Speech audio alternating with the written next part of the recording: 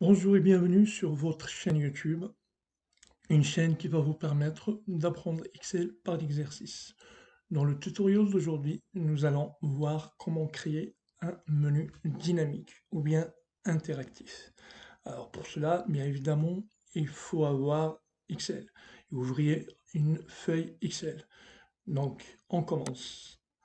Alors, tout au début, nous allons créer une forme ou plusieurs formes qui va représenter nos différents points. Par exemple, celle-ci, on va dire, elle va pointer sur la page 1. C'est une méthode en quelque sorte d'organisation de vos travaux, de votre fichier sur Excel, bien évidemment, pour avoir un fichier plus interactif et plus organisé.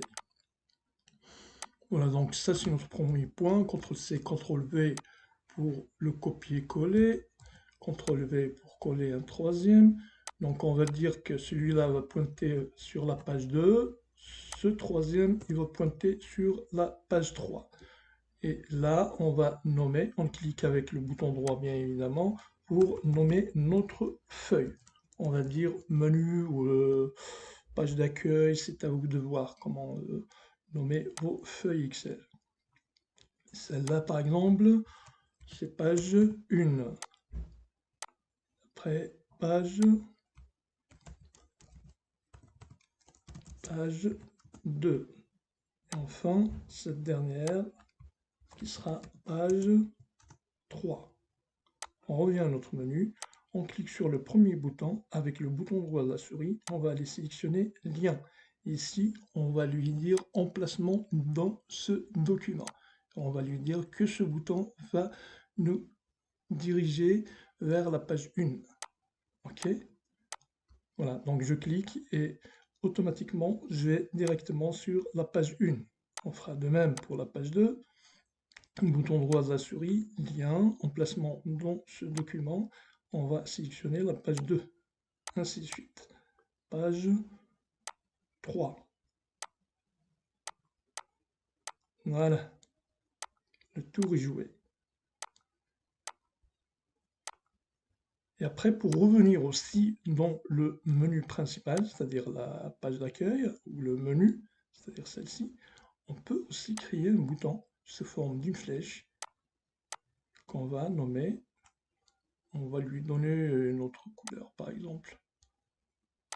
On va nommer retour ou bien menu, c'est pour indiquer que ce bouton-là, il pointe vers le menu.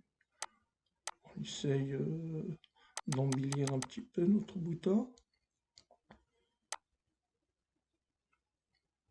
Voilà, retour.